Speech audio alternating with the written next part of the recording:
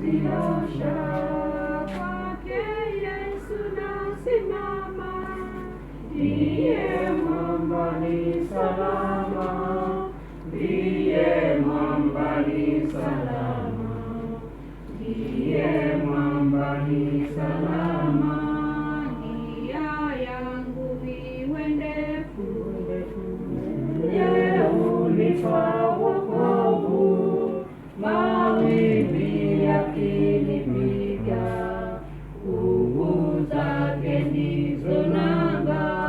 Kwake Yesu nasimama, ndiye mwamba ni salama, ndiye mwamba ni salama, ndiye mwamba ni salama. Damu yake na sadaka nategemea daima, yote chini yakiisha, Mwokozi atanitosha. Mwamba ni salama. Bwana Yesu asifiwe. Amen. Wacha niulize walimu waombe. Asante na tupate kuamini na tuombe. Mtakatifu Mungu wetu wa mbinguni, katika jina la mwana wako Yesu Kristo, tuko mbele zako tena asubuhi hii ya leo, tukisema ni asante Baba ni kwa ajili ya kibali chako cha uhai. Tukisema ni asante Mwenyezi Mungu ni kwa ajili ya matendo ambayo Baba umeweza kuyatenda, ni kwa ajili ya mpendwa wetu ambao Mungu tuliweza kumpenda, na wewe Baba ukazidi kumpenda zaidi Mfalme, na akaweza kumchukua ili Baba akaweze kuwa pamoja nawe.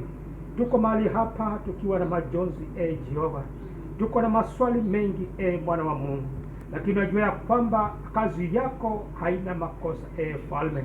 Baba tunakubali jambo hili Jehova, japo ni gumu sana kulikubali Mwana wa Mungu. Nakuomba Baba uishie mahali pa kutawala, ukazidi kutupatia faraja zako ambazo Mungu zinapita faraja za mwanadamu. Baba zikaweze kuwa pamoja na Mfalme, faraja zako zikawe na familia hii Mwana wa Mungu, na sote Mungu tukaweze kupata nguvu itokayo kwako Jehova.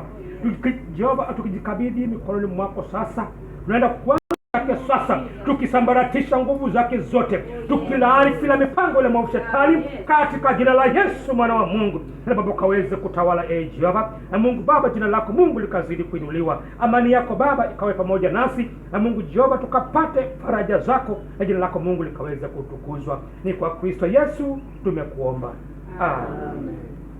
Bwana Yesu asifiwe. Wacha tuchukue nafasi tuelezane mambo kadhaa, mawili ama matatu.